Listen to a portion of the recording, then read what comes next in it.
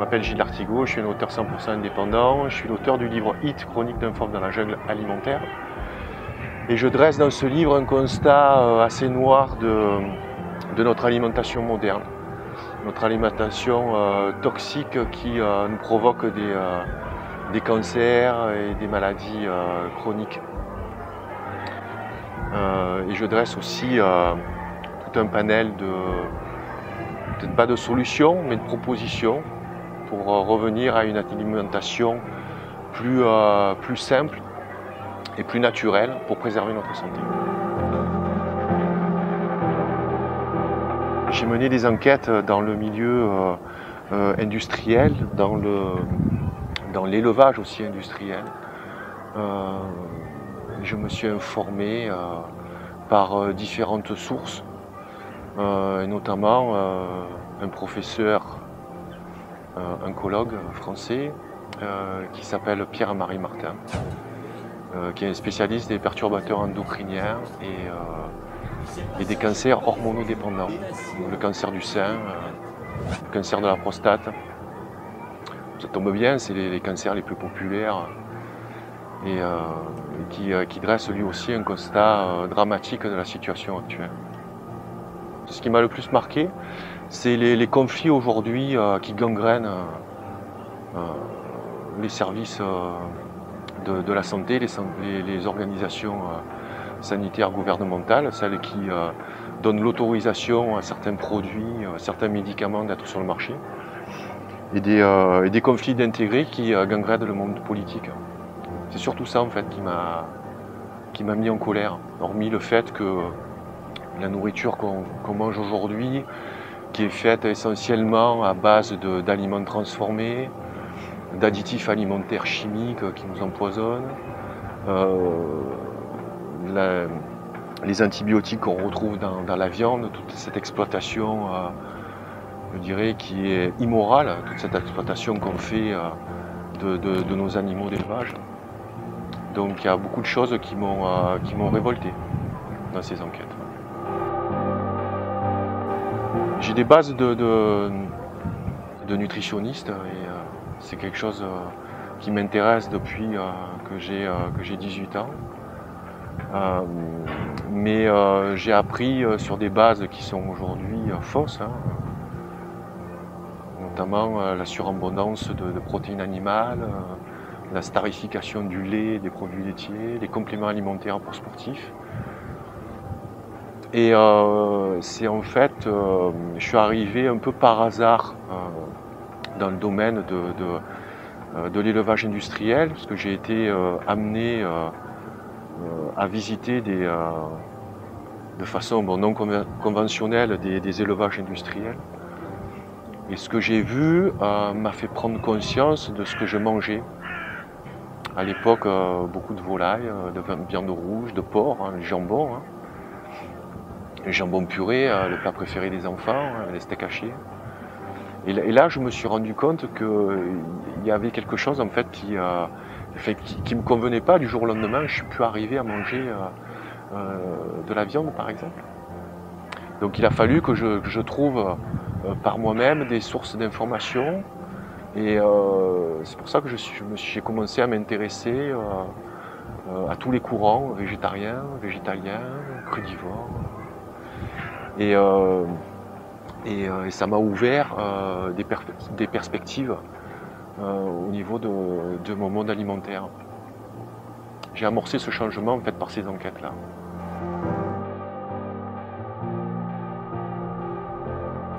C'est pas une question de prix, c'est une question de temps.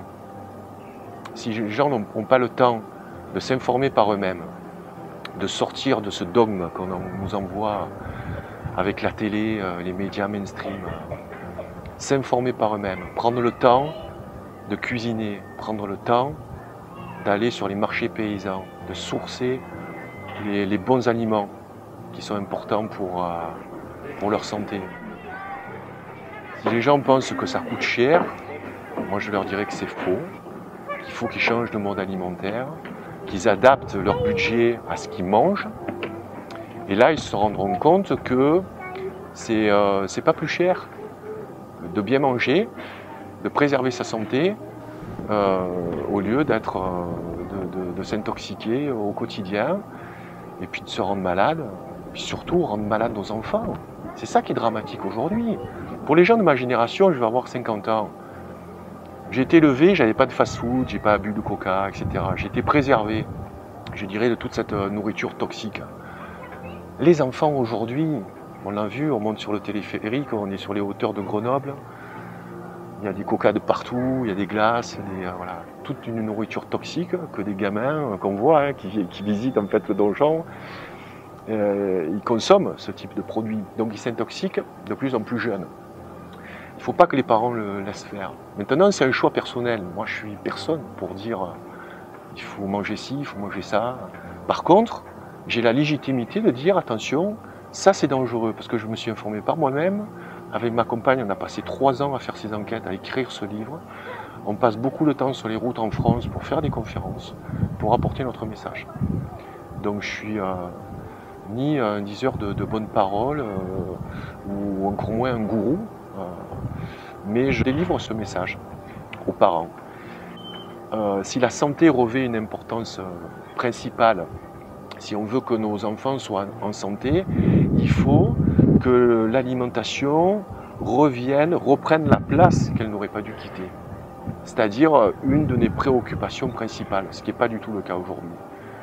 Donc pour en revenir à ta question, ceux qui pensent que ça coûte cher et que c'est compliqué, qui restent dans leur croyance. Voilà. Tant pis pour eux.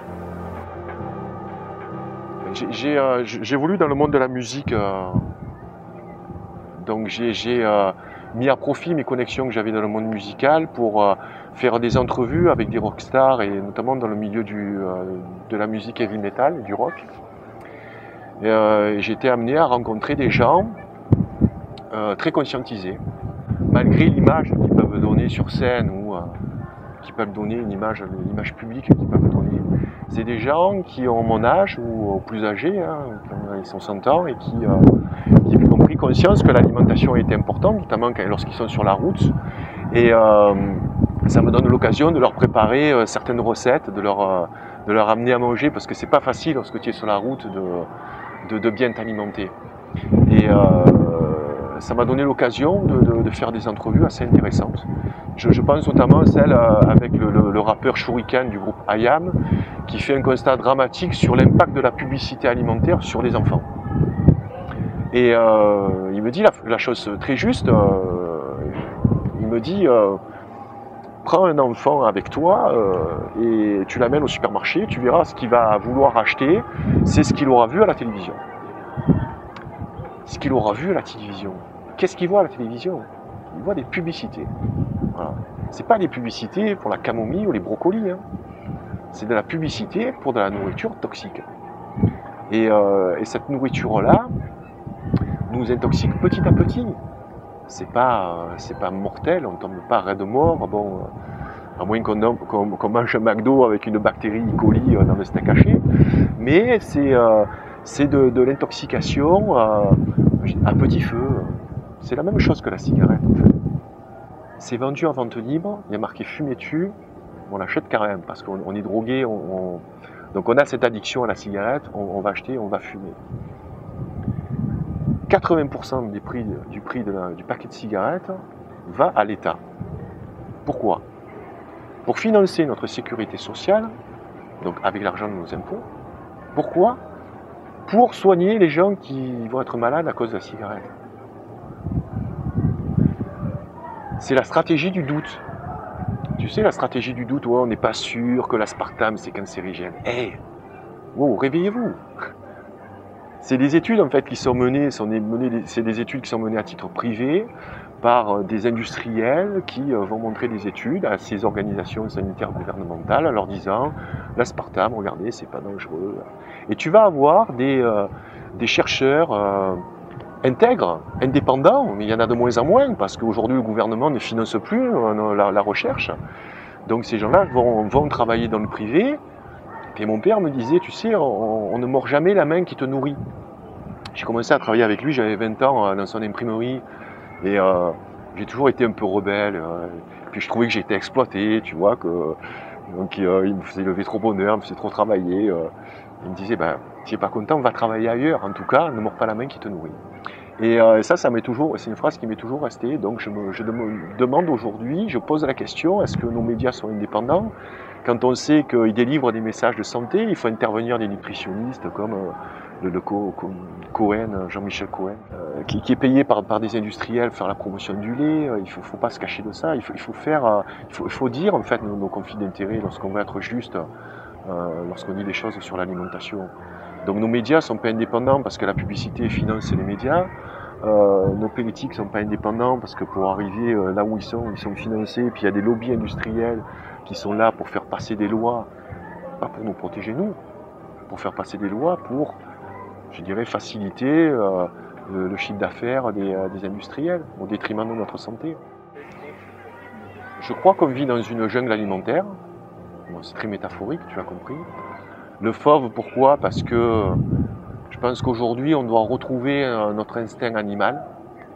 Parce qu'on sait ce qui est bon pour nous. Mais on a tendance à l'oublier. Et j'ai l'habitude de dire un adage que j'ai repris un peu à mon compte, mais qui est l'adage de tout le monde, on est ce que l'on mange. On est ce que l'on mange. Quand on voit ce qu'on mange ces 30 dernières années, ben, je dirais que c'est normal qu'on soit en mauvais état, qu'on soit malade. Et heureusement, on peut s'en sortir. Parce qu'on a encore les ressources en France pour trouver de la nourriture saine. Donc ça fait 3 ans et demi que je vis au Québec. J'ai vécu aux États-Unis aussi et c'est très dur là-bas d'acheter directement à des paysans biologiques, parce qu'il n'y a pas de marché paysan, ça n'existe pas, il y en a très peu. Et là, je découvre dans toutes les villes et villages de France ces marchés paysans qui sont un vrai trésor. Hein. Donc en France, on a encore cette chance-là de trouver de la bonne nourriture. Donc, de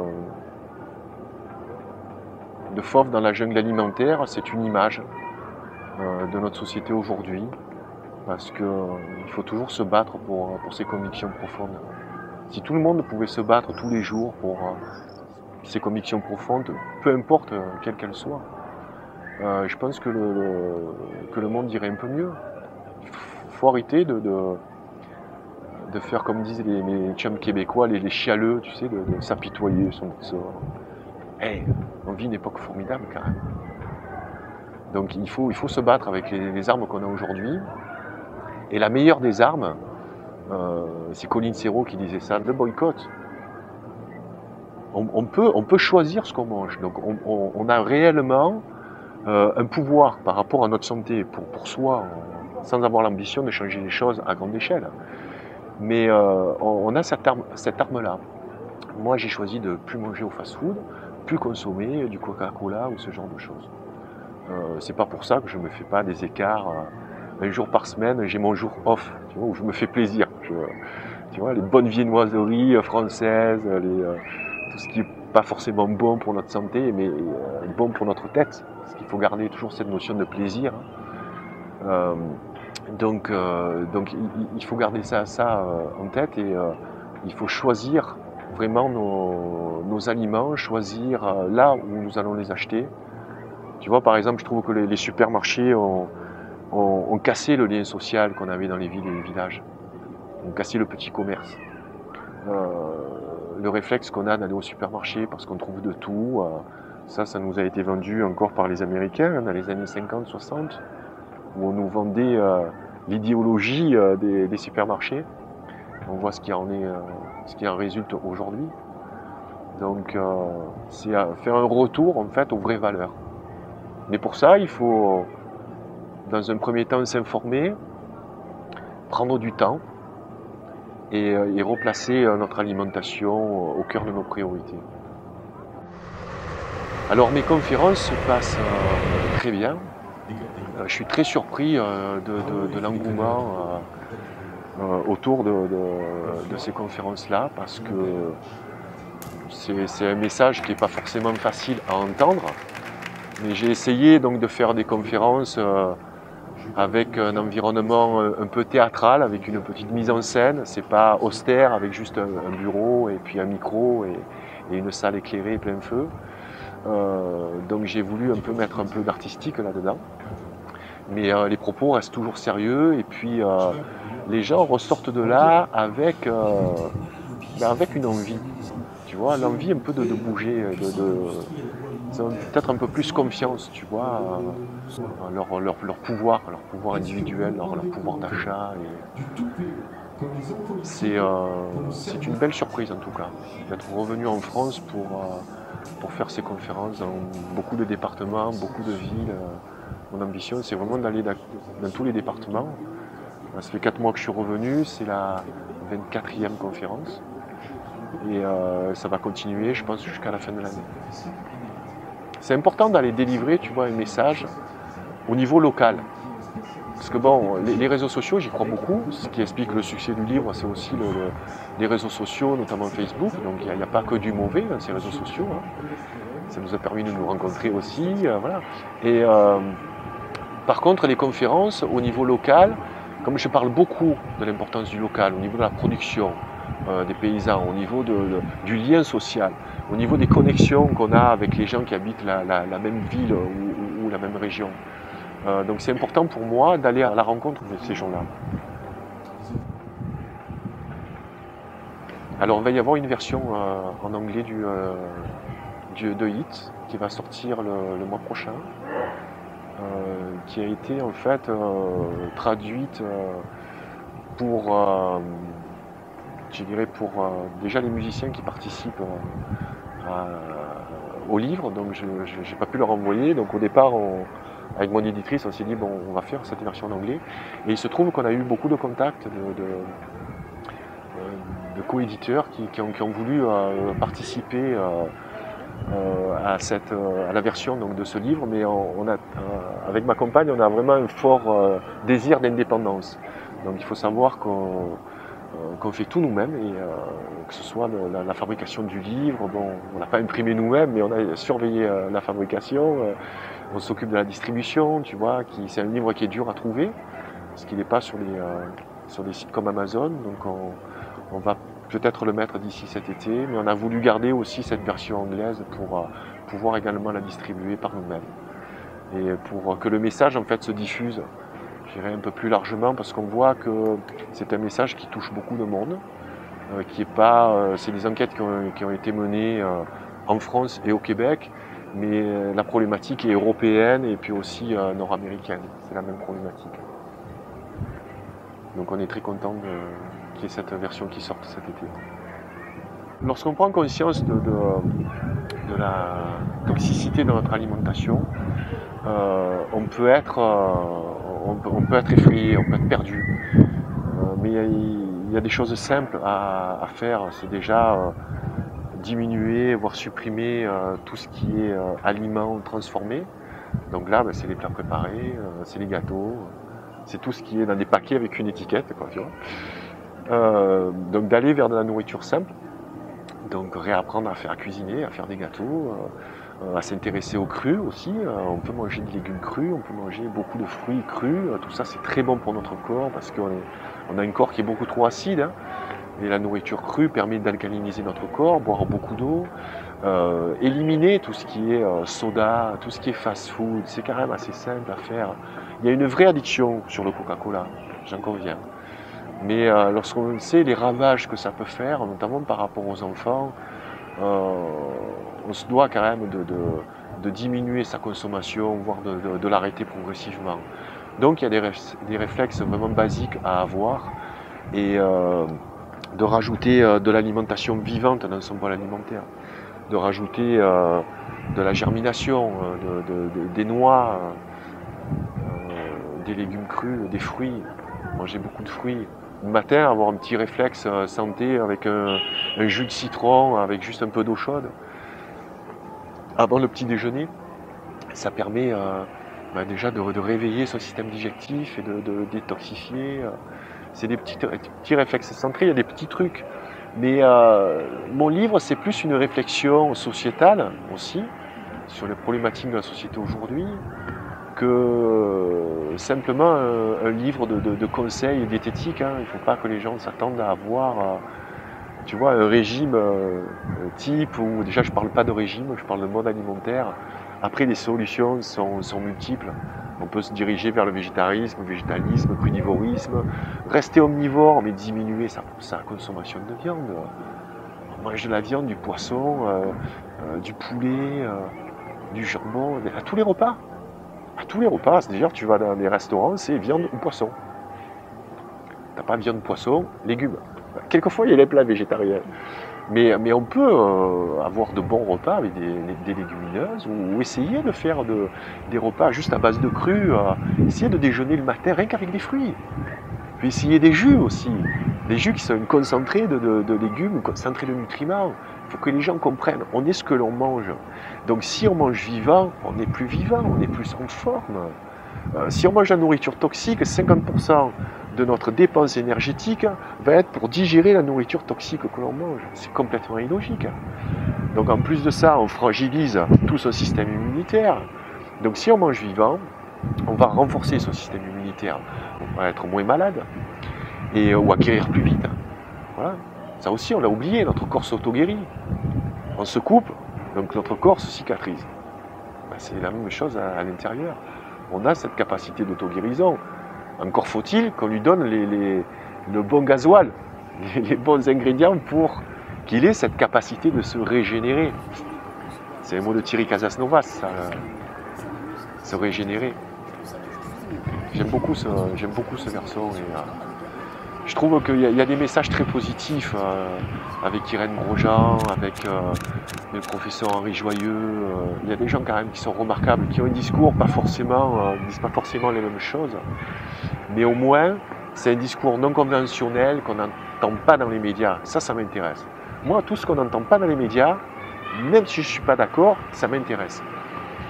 Au moins, on fait fonctionner notre capacité, je dirais, de réflexion, d'analyse, de dissertation, et on peut faire la part des choses. Et je rencontre quand même des gens qui se posent beaucoup de questions, et quelquefois ça peut devenir une vraie prise de tête. Hein. On nous a inventé le mot orthorexie. On s'est moqué au début, c'est vrai que ça peut prêter à sourire, tu vois. Mais j'ai rencontré certaines personnes, donc l'alimentation devient une vraie problématique. Il faut quand même mesurer et faire la part des choses. Voilà. Mais c'est assez simple de manger plus sainement. Voilà. Il faut avoir les bonnes informations. Je pense que c'est le problème crucial, c'est ça. Ça, à l'école, on ne nous éduque pas là-dessus. Même nos médecins, on ne les éduque pas. Les médecins prescrivent des pilules. Et j'ai beaucoup de respect pour la profession médicale, mais ils ont oublié le serment d'Hippocrate. L'alimentation sera ton remède sera ton alimentation. Et on peut se dire oui, mais bon, c'était il y a longtemps, maintenant la médecine a fait des progrès et tout. Il faut en revenir aux bases. Hein. Il faut en revenir aux bases, le pouvoir des plantes. Voilà, donc j'ai beaucoup de respect aussi pour les naturopathes et les herboristes, tous les remèdes de grand-mère. On peut se dire oui, mais bon, c'est des valeurs passées. Non, c'est encore actuel aujourd'hui. Donc revenir aux vraies valeurs, éduquer, s'éduquer déjà soi-même. C'est marrant, quand on quitte l'école, en fait, on n'apprend plus. On arrête d'apprendre. On est tellement fatigué par le travail, par le temps qu'on passe dans les transports en commun. Donc on arrive chez soi, on connecte son poste de télé, on sort un petit peu des chips, la bière. Moi je caricature, mais je comprends le média, la télévision, ça peut être, c'est divertissant, mais il ne faut pas s'informer uniquement avec des émissions de télévision. Quoi. Tout ça, c'est contrôlé. On a la chance aujourd'hui, avec Internet, d'avoir toute une multitude de reportages et de choisir par nous-mêmes. Encore faut-il, là aussi, prendre le temps. Donc je pense que cette question cruciale du temps, se réapproprier ce temps. Comme je dis, c'est un bien précieux que la société moderne nous a volé. On n'a plus le temps de rien faire. Mais on n'a plus le temps de faire les choses importantes surtout. Ah, j'ai pas le temps de cuisiner. Ouais, c'est important de cuisiner. personne ne cuisinera pour toi. Ou alors tu as beaucoup d'argent et puis tu as ton cuisinier attitré ou tes gens de maison. Non, on ne peut pas y échapper. Il faut qu'on prenne du temps pour cuisiner, avoir une belle cuisine agréable, même si elle est petite, avoir de bons accessoires, la planche de bois, le juicer ou un mixeur, ou un bon couteau. C'est pas très compliqué, mais souvent c'est le micro-ondes. Moi je pense qu'on a inventé le micro-ondes pour nous fourguer les plats préparés. C'est une invention industrielle. C'est marrant, hein, t'as ça dans toutes les cantines, les cantines d'entreprise ou les coins repos où les gens se font à manger. Il y a toujours le micro-ondes. Je me pose des questions sur le micro-ondes. Ding, c'est tout chaud. Il y a quand même des choses qui ont été mises dedans, tu vois, des ondes, puis surtout le plastique. Ça aussi, ça a été une grosse surprise de mon livre, c'est les perturbateurs endocriniens. Les perturbateurs endocriniens, en fait, qu'on stocke à vie dans nos cellules graisseuses, donc qui provoquent des tas de dysfonctionnements et des tas de maladies. Et les enfants, en fait, sont intoxiqués dès leur plus jeune âge. Parce que les mères sont déjà intoxiquées elles-mêmes. Donc les générations qui arrivent là, voilà, de plus en plus jeunes, ça c'est dramatique. Et on trouve les perturbateurs endocriniens dans les plastiques. Surtout lorsqu'on le chauffe. Et là, je dis au professeur, wow, mais les Tupperware que moi je mets encore au micro-ondes, arrête. Je suis retourné chez moi, j'ai jeté tous les plastiques, tu vois. Le plastique, il ne faut pas le chauffer. Il ne faut pas le laver avec des détergents, il ne faut pas le mettre au lave-vaisselle. On peut avoir encore des contenants en plastique. Mais il faut savoir que le plastique, dès qu'il est un petit peu souple, en fait, il y a des monomères, et en fait, ces monomères se libèrent avec la chaleur. Ça va dans la nourriture. Regarde tous les plats préparés. Tu fais réchauffer, tu sais, le riz cuit que tu fais bouillir en plus. Il y a des choses que je sais maintenant. Et je me dis, je me dois d'alerter les gens sans forcément dramatiser le truc, tu vois, mais je leur en veux pas non plus, parce que j'ai fait ça avant d'avoir ces informations. J'étais un utilisateur du micro-ondes, des plats préparés, du riz pré-cuit, parce que là aussi, ça n'a pas le temps. Le riz complet, c'est 45 minutes, c'est long. Déjà, le riz complet, tu le fais au moins pour 3-4 jours. Donc, pitié pas derrière le fourneau à attendre que 45 minutes, bon, tu mets juste un timer, quoi. Donc, il faut s'organiser quand on fait la cuisine. Quand on fait la cuisine, nous on est deux, je cuisine aussi pour mes chiens, et on fait toujours pour 4 parce qu'on va réserver, tu vois, et puis le lendemain, on va manger ce qu'on a cuisiné aussi la veille. Le cru, c'est fantastique le cru, t'as même pas besoin de cuire. Bon, c'est pas long, donc, mais il faut avoir la bonne source aussi de cru. Voilà, pas acheter le cru pollué, plein de pesticides. Cela aussi, les pesticides et tout ce qui est engrais, etc. Tous les produits chimiques que les industriels ont appelés phytosanitaires. C'est mieux hein, que, tu vois, produits dérivés des gaz de combat de la Première Guerre mondiale. Déjà, c'est pas pareil, phytosanitaire. Donc, mais bon, il y a des perturbateurs endocriniens là-dedans. Voilà, les médicaments aussi. Bon, après, les sources de pollution sont nombreuses. L'eau, ça devient dramatique, l'air qu'on respire. Après, les traces blanches qu'on voit dans le ciel, tu vois, les chemtrails, qu'est-ce que c'est? On se pose des questions. Donc, il y a beaucoup de sources de pollution toxique. On ne peut pas les éviter. On ne vit pas dans une cloche sous verre. Voilà, c'est notre monde aujourd'hui. Si on veut être responsable, il faut faire quelque chose. Voilà. Un temps soit peu, mais il faut que chacun fasse quelque chose. Et le reste, c'est des solutions politiques. Donc les solutions politiques, là, c'est autre chose. Mais au quotidien, je dirais pour soi, pour ses enfants, il faut éduquer ses enfants à bien manger. Voilà. Et ça, il faut faire un travail sur soi-même et pour ses enfants. Voilà. On fait sa propre révolution personnelle. Le reste suivra. Je suis proche de certains végans, notamment Maxime Ginolin, qui est pour moi mon fils de cœur. Et je le soutiens dans ses convictions, même si je ne suis pas vegan moi-même. Parce que c'est des gens qui vont de l'avant, qui se battent pour des choses auxquelles ils croient. Donc je trouve que c'est dommage que certaines personnes se gâchent des petits plaisirs de la vie qu'on a, tu vois, avec une nourriture qu'on sait qui n'est pas forcément bonne pour notre corps. Mais quand on sait les capacités qu'a le corps humain, c'est pas un excès de temps en temps qui va nous rendre malades. Hein. Quand on sait ce que mangent la plupart des gens au quotidien, on se dit, bon, ils sont quand même encore en bon état, bon, de plus en plus malades. Souvent, si on te dit, oui, mais on vit plus vieux aujourd'hui, c'est faux. Faux. Tu ne vis pas plus vieux parce qu'avant, il y avait la mortalité infantile qui était prise en compte, il n'y avait pas des vaccins qu'on connaît aujourd'hui, il y avait un travail qui était beaucoup plus harassant qu'on a aujourd'hui. Donc, on a fait beaucoup de progrès, c'est vrai, mais on ne vit pas plus vieux qu'avant. En tout cas, on vit plus malade et plus jeune. Et ça va devenir de pire en pire. Pour des jeunes qui ont accès à cette nourriture toxique dès leur plus jeune âge, tu vas voir la génération là, qui a 5-10 ans dans une dizaine ou quinzaine d'années. Ça va être dramatique. Voilà. Et je pense qu'il faut vraiment que les parents prennent conscience de ce problème-là. Il n'est jamais trop tard pour changer. Il n'est jamais trop tard pour changer.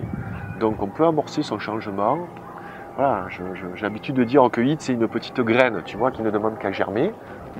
Après, elle peut germer très vite dans un esprit fertile, avec une belle dynamique, ou alors prendre le temps, et puis rester en hibernation, et puis et se réveiller un petit peu plus tard. Mais en tout cas, je tiens à transmettre cette petite graine, voilà, pour amener les gens à avoir une prise de conscience.